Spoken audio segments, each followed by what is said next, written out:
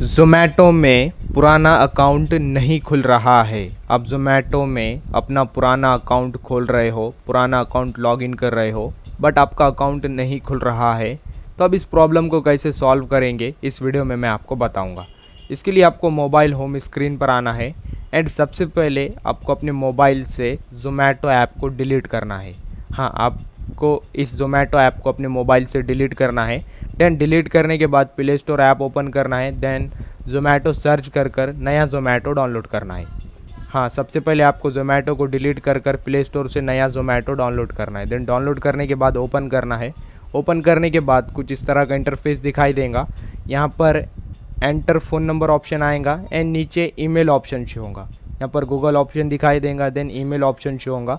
तो आपने अपना पुराना अकाउंट किससे बनाया था? आपने अपने पुराना अकाउंट फ़ोन नंबर से बनाया था या फिर ईमेल आईडी से बनाया था?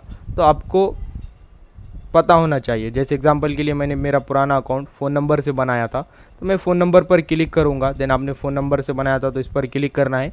देन यहाँ पर आपको अपना फ़ोन नंबर डालना है। यहाँ पर आपको अपना पुराना फ़ोन नंबर डालना है जिससे आपने पुराना अकाउंट बनाया था एंड जो आप अकाउंट लॉगिन करना चाहते हो। तो फ़ोन नंबर डालने के बाद कंटिन्यू पर क्लिक करना है। देन जैसे आप कंटिन्यू पर क्लिक करोगे, कंटिन्यू पर क्लिक करने के बाद आपने जो फ़ोन नंबर डाला है उस पर OTP आएगा। कुछ इस तरह का इंटरफेस आएगा।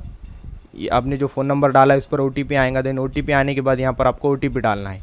देन जैसे आप OTP डालोगे आपका पुराना अकाउंट लॉगिन हो जाएगा, पुराना अकाउंट खुल जाएगा। तो आप इस तरह से अकाउंट खोल सकते हो। वीडियो इन्फॉर्मेटिव लगा तो लाइक करना एंड कमेंट में बताना आपकी प्रॉब्लम सॉल्व हुई है या नहीं।